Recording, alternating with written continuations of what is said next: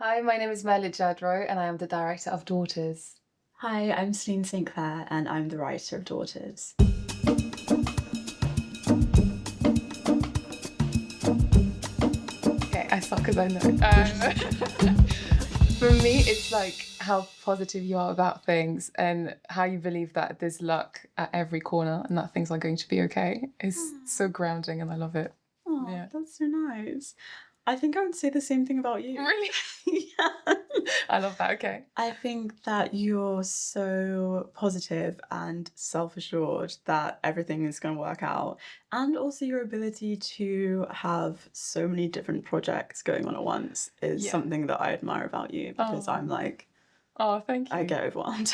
Yeah, well, me too. I just, try to hold the whole thing together. Yeah. 3 top tips for staying motivated in the industry. Number 1 is definitely to see any feedback as a positive, even rejections, because most likely you'll receive lots and lots of rejections. So Yeah, I feel like what you get in the film industry, especially when you start, but even further down the line, is rejection. Like it's literally 95% of what you get. So for me, like motivation is not really the answer. It's discipline because motivation is gonna, it's gonna leave you. It's not gonna be here every day. So you have to be diligent with your goals and like show up for yourself. And even when you get so many no's, you have to keep pushing because you don't know when someone is gonna say yes to you. And that to me is like the answer. Is just to keep pushing and be hardworking and also just trust that it's going to happen. Question, what are my favorite films? Is always so hard for me because I feel like if I narrow it down, then I'm cheating on my favorite films, if that makes sense. yeah. So I'm going to say a few that inspire me. Romeo and Juliet by Baz Luhrmann. I love. The Breakfast Club is the OG coming of age film, by John Hughes. Yeah. Did you see it? Yeah, Yeah. it's so funny. The Beguiled by Sofia Coppola. Cracks by Jordan Peele. Did you see it? I love So Cracks. good. It's so good. Dead Poet Society. Trying to think. Love, Rosie. I love it as well. So and Before Sunrise recently I saw and I loved. I think we don't make films like that anymore. Like simple, like just one shot and it's just gorgeous and it's all about the story. So I love City of God. I didn't see it. Oh my god, you need to watch City of God. Okay. Yeah. And I think that's everything that I can think of for now. Okay. I'm like, favorite film. I'm like, I gave such a long list and you were like, this. well, you're the director, so I just write. Yeah. Okay, to describe Daughters in one word, I think we agree. Like haunting. Haunting. Yeah. I think it's a good It's haunting in like all kinds of ways that Yeah. you can be haunted, I think. Yeah, 100%. Yeah, haunted by memories and like also by people. Desires. Yeah, people. Yeah. And Haunting. ghost. Yeah. Yeah. The whole film really is about this haunting presence of the mother. So I think that we feel that like right from the beginning. Just the reactions that the main characters, Gabrielle and Mimi, have going back to their like childhood town and their childhood home. They're both processing it right from the beginning. And I think even being by the sea, they're responding to her.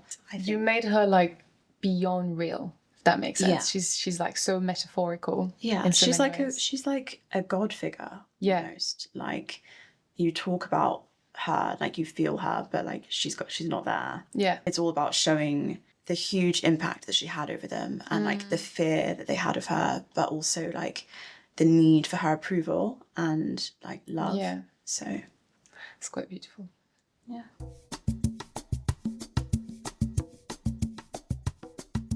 Team Gabby or Team Mimi. Like I want it to be like a Twilight contest. Yeah. I don't know. They're very different. I feel like people Yeah. would relate to different parts of the the sisters. Yeah. I think everyone can probably identify with like one or the other or both. They have one thing in common, which I think we really found like as the script went on and like the development of it is the rage. It's just the way they express it differently. Yeah. Which I can't wait to translate on the screen. Yeah. But a question I don't know. Yeah, Team Gabby or Team Mimi, or like one thing that I had in mind is, do you need to forgive to move on? Because I think it's a question that remains at the end of the film. You know, do they need to forgive their mother to move on from the difficult things that they lived? Yeah, I think that's a good question. Do you need to forgive? I feel like it's kind of, for me, it would be like, what haven't you accepted about your past or your childhood? It's going to be like a therapy session. Yeah. So the seed of the story, I was thinking about still environments, honestly. I was watching a lot of films that were set by the sea, and I feel like often in film it's kind of going to the beach and going to the seaside is where people go to kind of have introspection and like face themselves, because in a way it's like facing the void. So I was thinking about different scenarios where people would be forced to confront things about themselves, with the setting of the sea and the beach. And then from there, I just imagined this taxi taking two stepsisters through... Oh, that's how it started? Yeah. Okay. Through a town, and just the idea of a journey back into the past and like going back into an environment where you're forced to confront yourself. If I had to think of a different ending, I think it could probably be any kind of vast environment, somewhere where it's just you and yourself. Yeah. But I feel like the sea is such a powerful choice, because you have that thing of like, oh yeah, it's far away and it's like remote. But the sea, there's an element of letting go and movement still in the stillness, if that makes sense. That I think even if you would set it somewhere else, it wouldn't have the same impact. Yeah. Or like it would have a different tone. So like I really like the choice of the sea. It would have a different tone. The hardest scene for me to write is when the two sisters arrive at the house for the first time. Because they have all these emotions that they're processing and everything that they've been running away from, but they're not comfortable with each other to express their feelings. So I wanted the audience to see like the ripples on the surface of what's happening inside each of them without them outwardly expressing it to each other, because they're not like they're comfortable not with each other.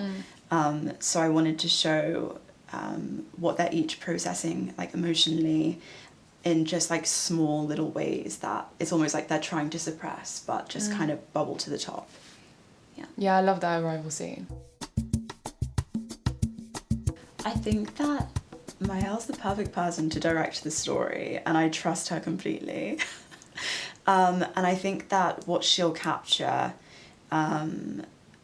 really well is this kind of, I feel like you're really good at creating like feminine environments, like environments that like reflect like kind of the ugliness and like the beauty in unexpected ways of the female experience. Yeah, that's my thing. Yeah. I love that.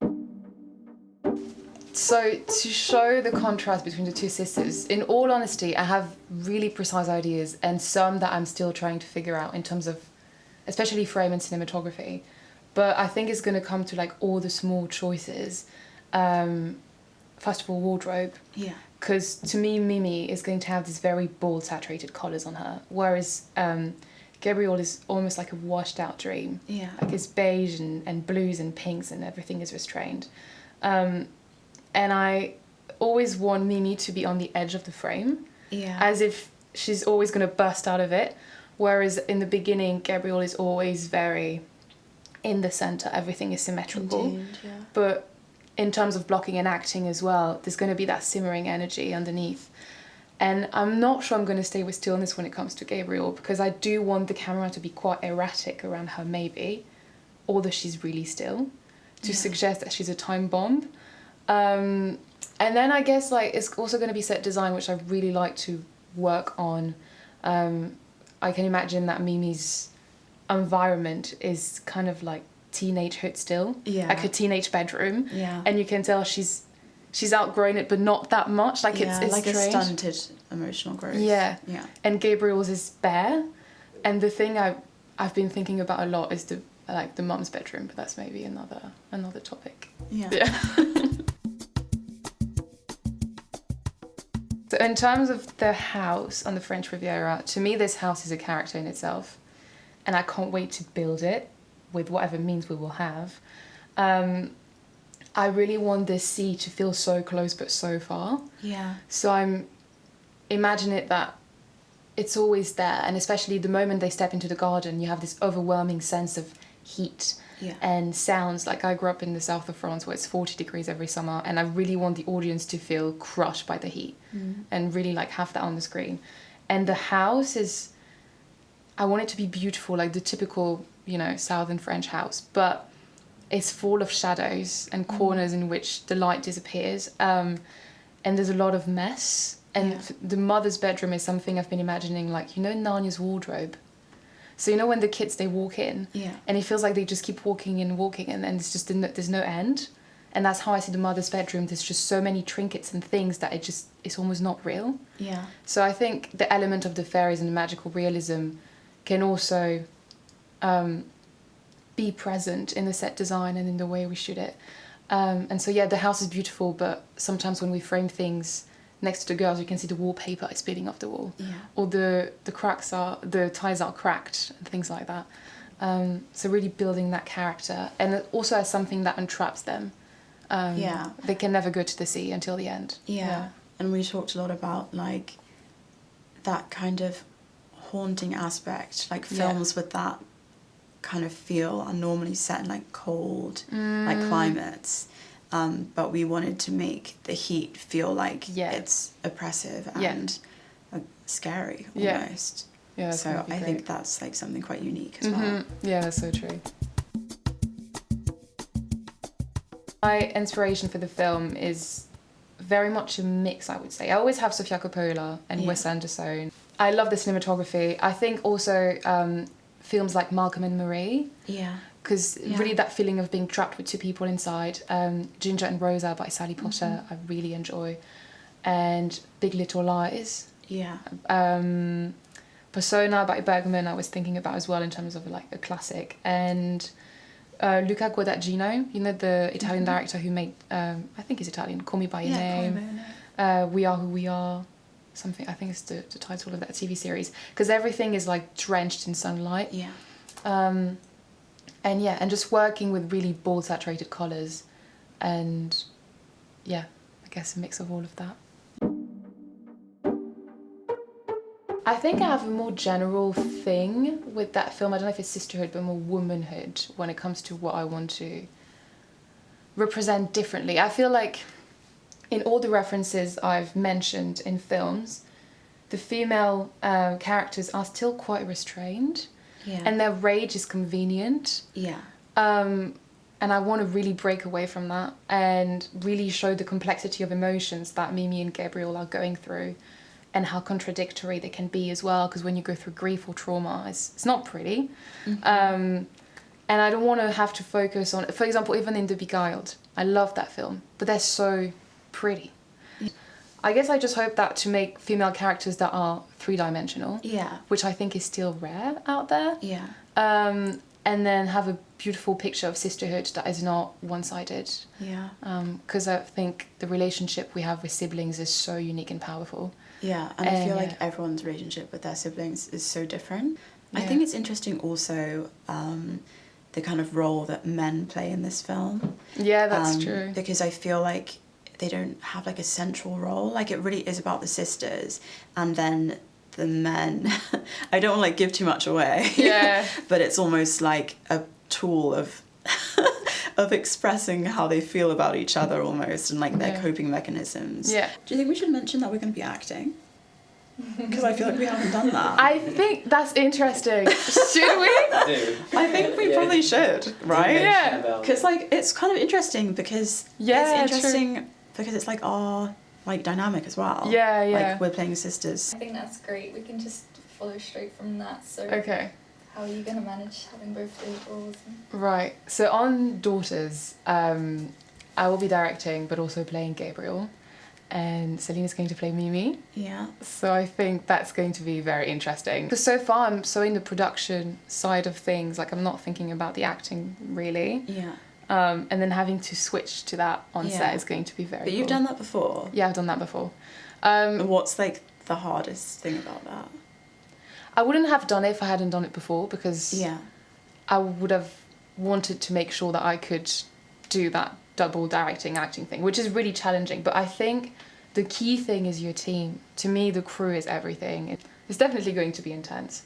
I think you have to be alert all the time and really sustain your energy, which is going to be a marathon. Yeah. 100%. Yeah, you're going to be hectic.